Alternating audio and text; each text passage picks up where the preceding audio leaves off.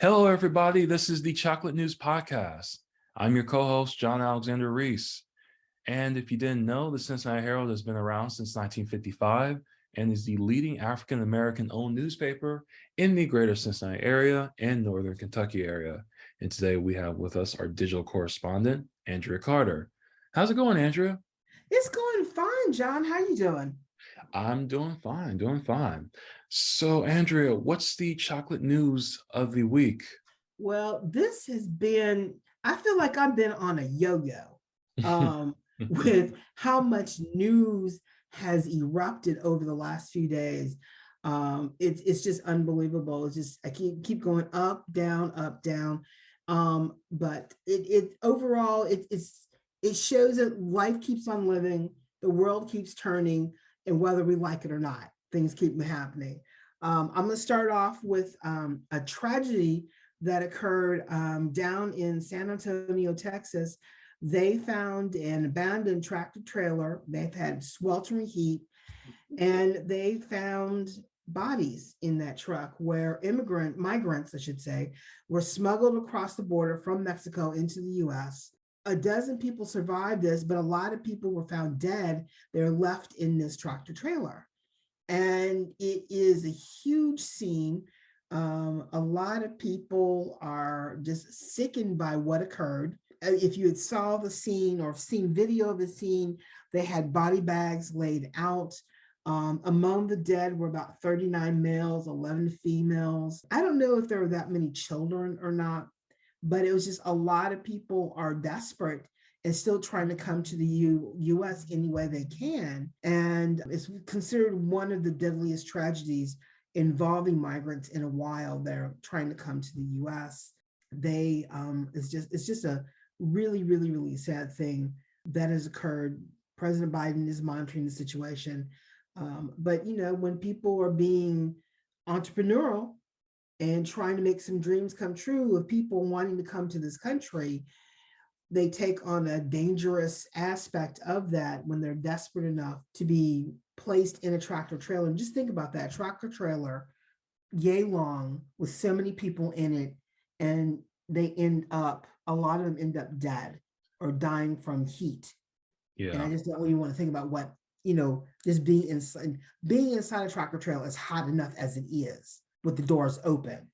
Just think what's going to be like with the doors closed. But I think it's sad that we need to, as members of the Black community, who we do have immigrants who come into our community, we need to be aware and be mindful of how many people want to come to this country because they see a better way. And we just need to be mindful of that. And what we got here is very, very special. And it's just sad that someone lost their life trying to make a better way of life and be able to get a job, send money back to their families, and instead they end up dying. So it's a sad situation. Yeah, very tragic. I would say the next chocolate news that occurred, again, feel like a yo-yo. Well, I should say this is a highlight. President Biden signed the bipartisan gun violence bill, which has been a long time coming. I don't know if it's going to have any effect yet or not, or what's been happening around the country. But the gun violence bill that was signed into law on Saturday, it expands the background checks, the state and local juveniles and mental health records of gun purchasers will be part of the federal background checks for buyers between the ages of 18 and 20. There's a 3-day maximum gathering for records. And I think you wait 10 days for the resolution of a sale to go through. There is a boyfriend loophole, especially for those individuals who've been convicted of domestic violence and they're being known as violent offenders. They should be denied the right to buy a gun. And I say should with parentheses around my fingers because, sometimes someone will slip through, but they're not supposed to get a gun. The red flag laws have gone into effect. 19 states, including the District of Columbia, that have laws helping authorities get court orders to temporarily remove guns from people deemed dangerous. Those states will need strong processes for challenging the taking of the firearms, but now there's something in place that, say, for instance, Johnny is a known hunter, and even though he might be good with guns, he might become, or people might witness him seeing that he's having mental difficulties, that can be enacted if you're a red flag state. I don't think Ohio is yet, but you never know. There Right. is a mental health component of the bill as well, and it expands the mental health, the abilities of the mental health community to help bolster programs to reach and educate people about gun safety and mental health, and who should have a firearm, or who should not even be learning how to use a firearm because it might become a detriment to themselves or to the community. Even though not everyone who has mental health will turn violent. Right. You have to equate that. That's where the education comes in. Again, there's an education component. There's a gun about selling it. Those who are licensed to sell guns have to do their due diligence and put a little bit more effort into doing the background checks. Gun traffickers, there's part of the bill that's going to address gun trafficking and straw purchasers. And I wonder if they're going to go after, I don't wonder if this is going to affect the secondhand market of, the gun shows. Where Yeah, people can right. just pick up, I wonder if that's going to affect those shows as well. That's going to be interesting to see how this bill is going to reverberate with the primary market, the secondary market. Then there's the third market where, folks may inherit a gun, then sell it. How is that going to trickle down? So it's Right. going to be interesting, especially with now more states getting the conceal and carry laws, and you don't have to have a permit to carry a gun in Ohio. So it's Yeah. going to be interesting to see how this is going to, level the playing field, so to speak. And because there are responsible people who have guns, Exactly. Yeah. but why does everyone need a gun? Though some people feel that because someone else, so and so on the street has a gun, you got to need a gun to protect yourself. I don't know. I don't need one to protect myself. I mean, like, I'm cautiously optimistic that this will hopefully make things a little better. I'm glad this was a bipartisan bill.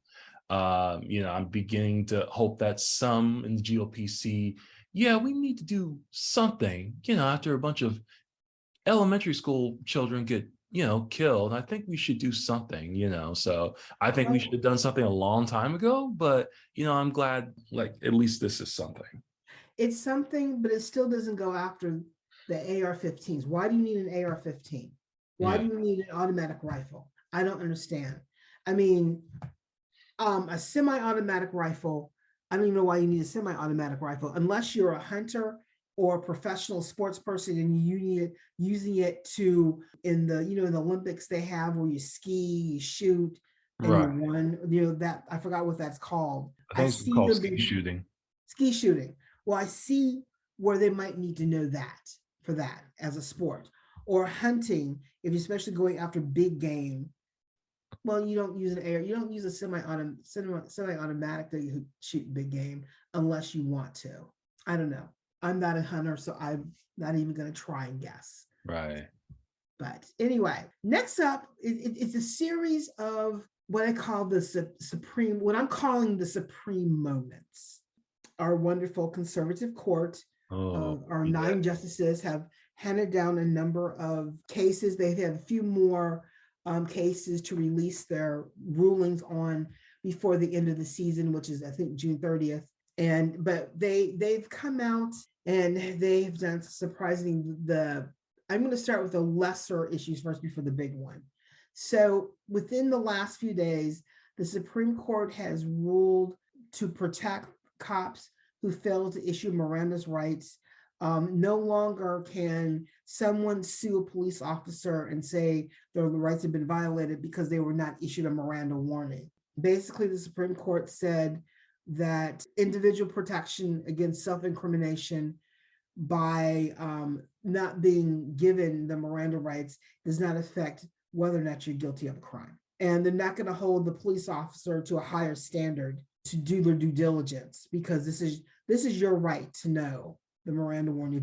If you see any TV show, you see or any court ruling, anything in the past, if you were not issued a Miranda warning, the case was either thrown out or they had to do things a different way. So Now you can't use that because the cops do not do their due diligence when arresting you. So I would just say that the Miranda warning is still a protected constitutional right, and it's a notice to let you know what you have the right to. But at the same time, it will no longer can be used by defense attorneys to get a case thrown out, and it will not punish a police officer for not doing their due diligence. So, and as African Americans, it goes against well, you didn't tell me what my rights were. It doesn't matter. And we've already subjected to a lot of stuff already in this country. This is another blow that protects us. That this is one more thing we have to teach our kids about. Just know what your rights are. Know what to say. Blah blah blah blah blah. That talk that mothers and fathers have with their children before they venture out. Right. And be aware. So yeah, it just means that you just have to add a few more sentences to that talk when you have it. Yeah. And whether you've had it with your dad or your mom, you probably had it with your brother, your sister, or your cousins, or your homies, or what have you. Know what you can and cannot do. Just be proactive and protect yourself. And always do your due diligence to keep you safe, just like through COVID. Do what you have to do to keep yourself safe and healthy. And that goes along with it.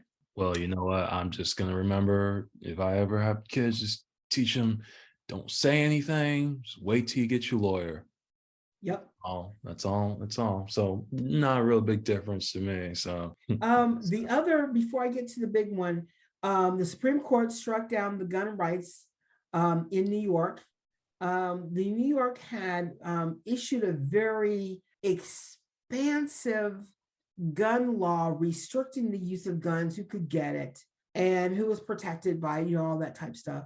And the Supreme Court ruled in a 6-3 decision that more people can legally carry guns on the streets in the nation's largest cities, including New York, Los Angeles, and Boston. It's just one of those things that you don't want everyone carrying a gun because of all the craziness that's been going on. But at the same time, because of the Constitutional Amendment, we have a right to bear arms. Everybody thinks they have a right to have a gun. And the Supreme Court is upholding that right to legally carry a gun in the city. And even with restrictions, you still can carry it. So again, I think this is another education on, if you feel you need to have it, get your permit. Whether the state says you're required to have one or not, protect yourself, get your permit, be aware that whoever you're arguing with may have a weapon on them. Too many times we have heard stories where so-and-so argued with so-and-so and he pulled out a gun and shot them. Or the young lady last week who was arguing with her brother because he took her video game system and she stabbed him. It is too easy for everyone to pick up something to resolve an issue than do their due diligence and resolve it a different way. And why do we need to have a gun on us? I don't understand that mentality.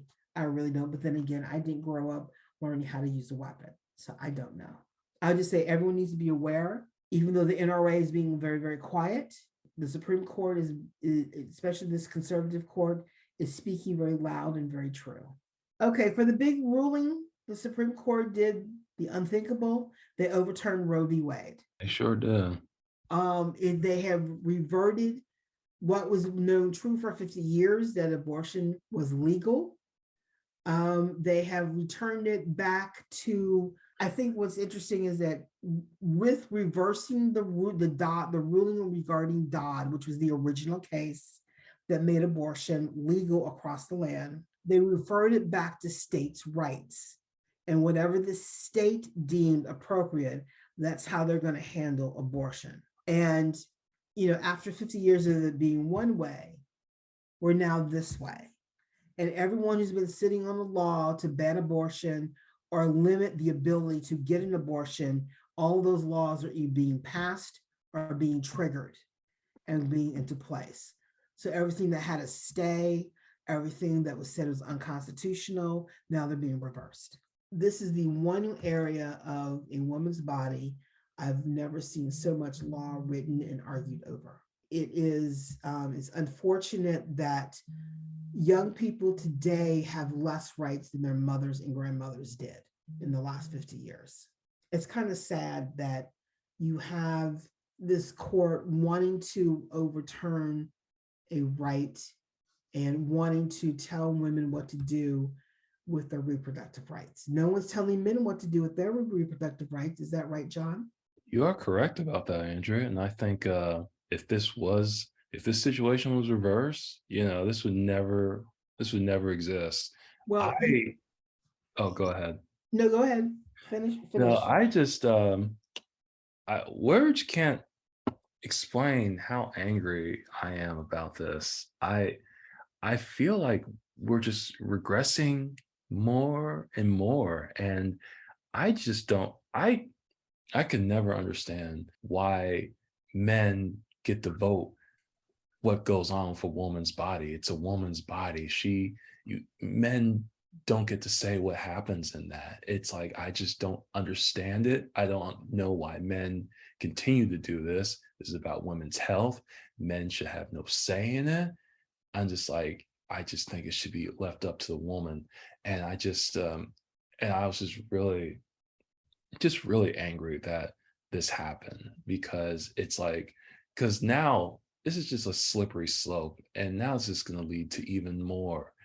It's like, now I think there's one senator or representative or whatever. I don't even know his name, and I don't care, but I think he was just saying on Twitter, now let's do Plessy versus Ferguson. Oh, Now that was let's do Cornyn, oh, okay, Senator Cornyn. okay. And now let's do Brown versus the Board of Education. And I'm just like, oh my God, this is, I thought, well, I should. Well, I mean, I mean, the fact that Clarence Thomas came out and said, we now need to take a look at contraceptive and the LBTQ community and their rights. I was like, oh, forewarned is forearmed. Yeah. We've known for a month that the Supreme Court was going to overturn, even though everyone was hoping for it not to happen. And the fact that nothing was in place and ready to go when it occurred, people are like, well, what has everyone been doing? Yeah. It's kind of like everyone is fumbling, and the conservative ball is not dropping, but they keep setting a standard that nobody wants. But at the same time, the economy is impacting everyone.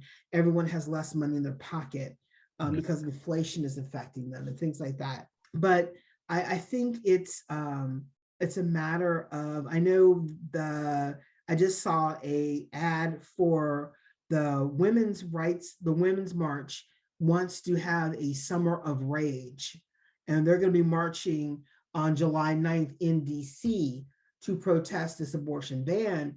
And I guess my thing is, we've protested, women have protested, women have voted, women have depended upon politicians, have depended on everyone to do what their best they can to help protect this right.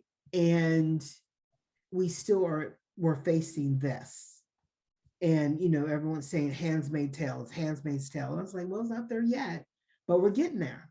I would just say, here's the one thing that no one's thinking about.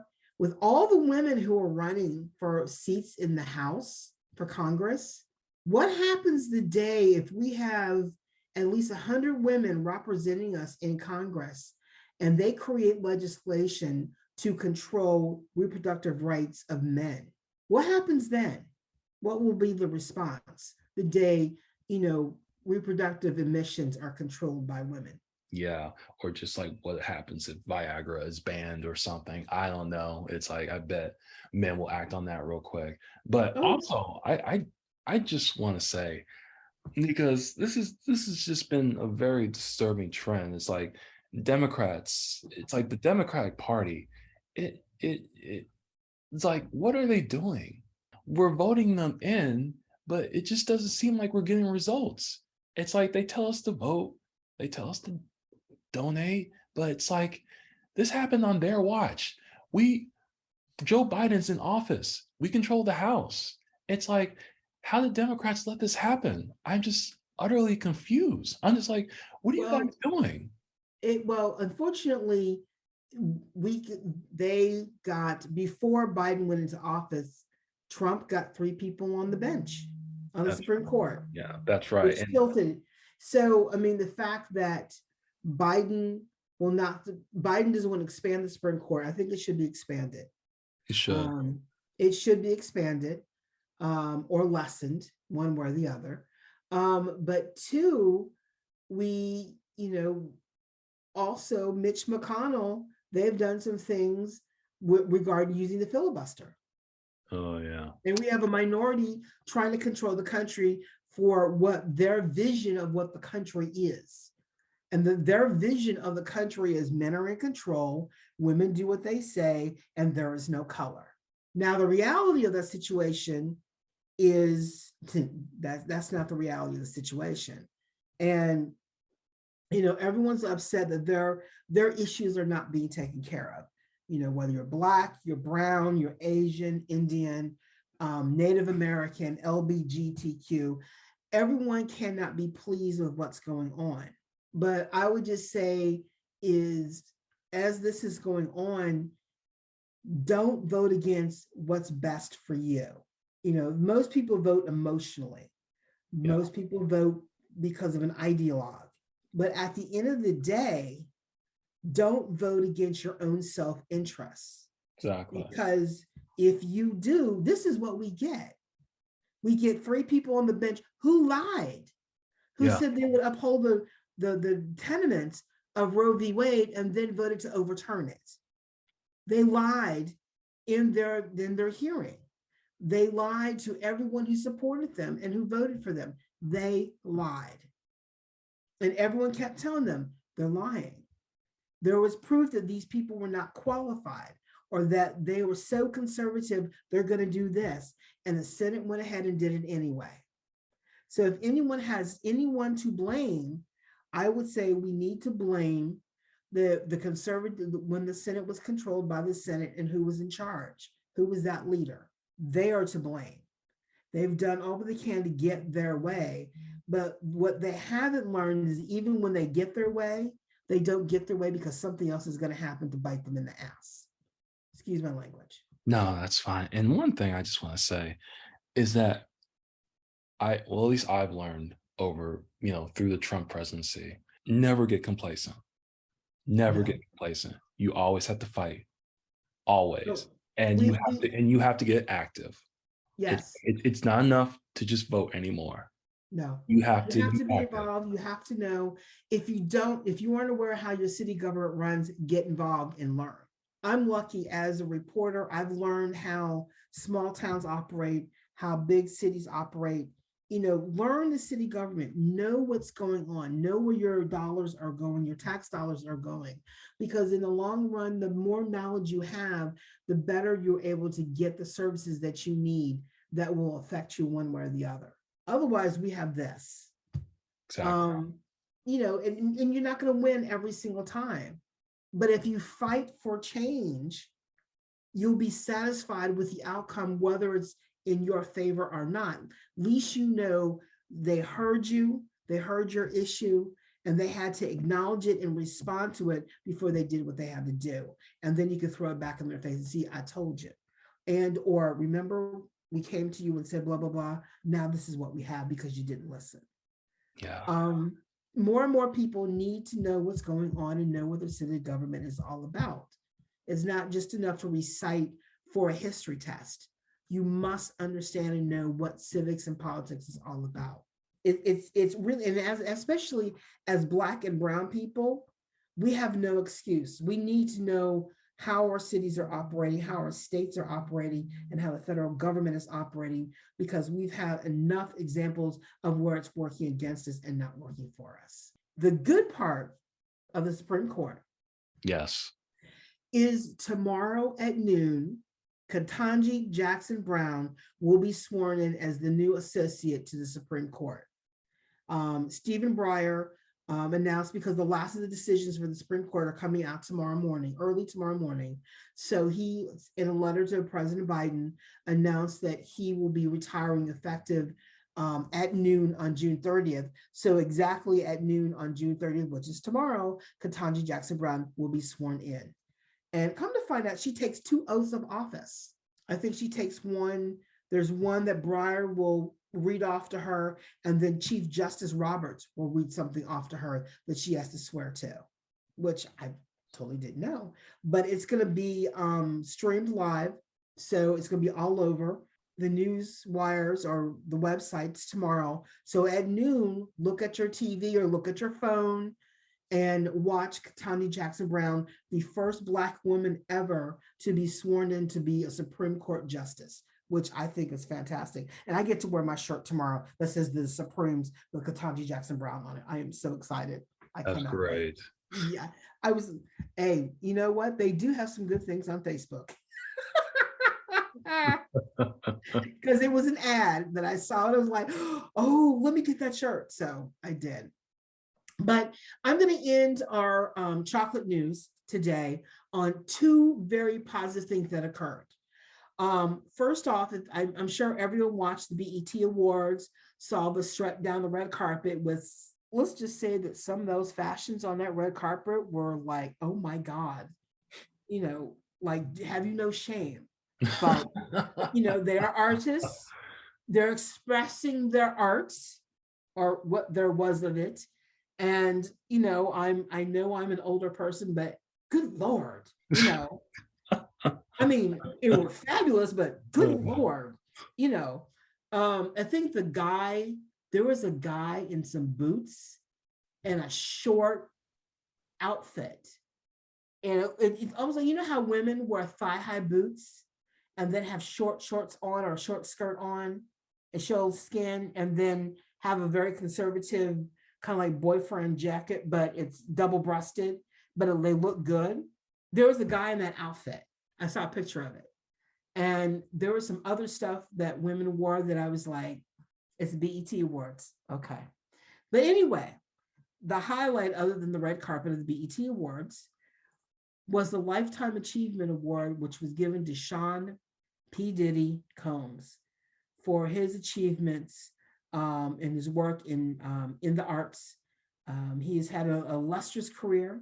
He is a business mogul, and he was so overwhelmed about receiving the award and things like that, that what's missing in our article on our website, which I found out later he did, he pledged $1 million to Jackson State University. Oh, that's great. So, which I think is wonderful. I mean, he is, from a business standpoint, he is a man to watch who took a dream of being a rapper and it turned it into a business to express himself in many other different ways, from clothing, from music production to some other movie productions and things like that. He has really come a long way, which is unbelievable. Yeah, he has. And so, you know, I applaud him for facing down tough times, but he has been a remarkable role model.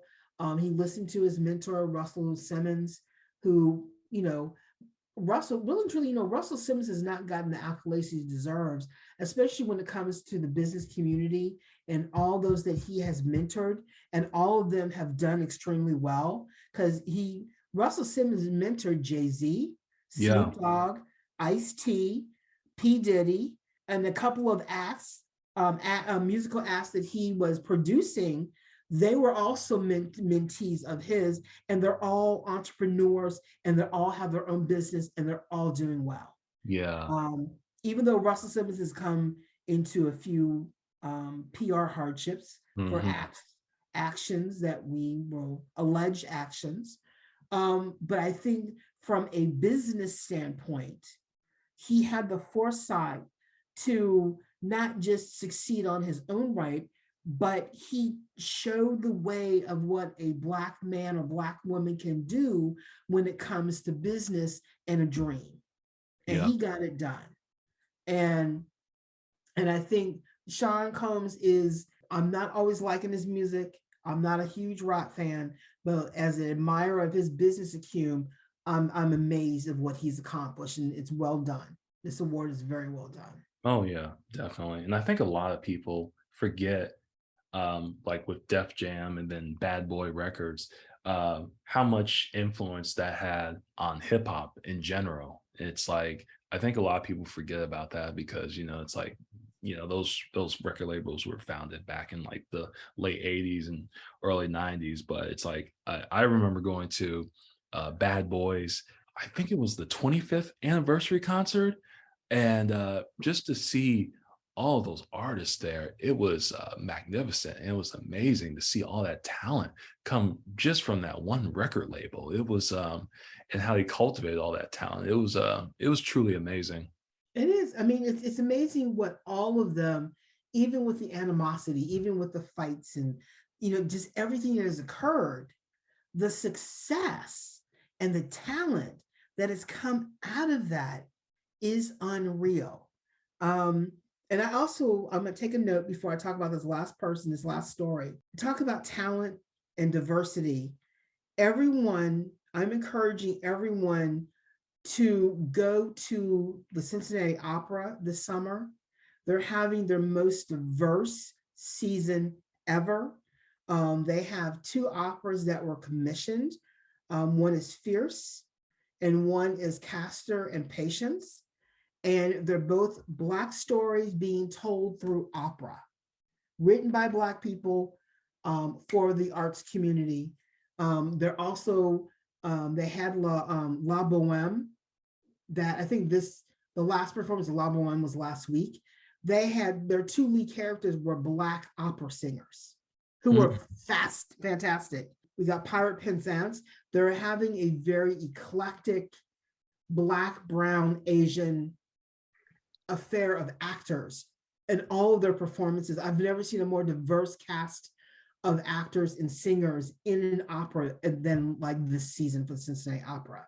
And everyone needs to take advantage of that and see what you're seeing on stage and what is happening behind the scenes. And then the Cincinnati Symphony, their upcoming season is a very diverse season. And in fact, you know how they play the music of a movie, and you go watch the movie, but you're listening to the music played by the symphony? Yeah. They're doing Black Panther. Oh, nice. Okay. Yes. So I'm encouraging everyone, it may not be your thing, hip hop may be your thing, but give yourself a chance to step outside the box and experience more, because more might inspire you to be more or see more, or at least hear something a little different. And the reason why I mention this is because the Daytime Emmy Awards, they did Mishael Morgan, who is a star who has a leading role on Young and the Restless daytime soap opera, which I used to watch. I am a soap opera fan, although I haven't watched it in years. Won as a lead drama actress. She has won an Emmy for that. She is the first Black woman to ever win an Emmy for the daytime Emmys. That's amazing. And think about this: soap operas were around since the start of television. Yeah. The 1950s, and it's taken this long for a Black woman to win. So anything is possible. Really, truly, Black people were in support roles for the longest time, or they were character roles for the longest time. They never were in a lead role. Yeah. It's amazing that we still have soap operas still on, but they have lead roles. Yeah. And they're winning and they're making a difference, both in front and behind the scenes. And that is the chocolate news for today. A long one too, but yes, it was, but very important episode though. It's very important. And then also what I wanted to let everybody know, we are coming up, we're going to soon have our 80th show on the podcast, and we're going to have some special guests to talk about the Black community, the future of the Black community. And one of our special guests is going to be Dr. Ben Chavis, who is president of the National Newspaper Publishers Association. So I'm getting very excited about that. Go from there. So everyone keep listening to us, because we're going to bring more and more stuff to you. So. Okay. Well, thanks, Andrea, for coming on and discussing all the chocolate news. You're welcome. And you can find more information about today's topics and past podcast episodes at www.thecincinnatiherald.com, the Session newsletter, or on our social media. We're on Facebook, Twitter, Pinterest, Instagram, and LinkedIn. And make sure to subscribe to our podcast on your favorite podcast app. Our podcast is on Apple, Spotify, TuneIn Radio, Amazon, YouTube, and Google Podcasts. I'm John Alexander Reese, and have a good day.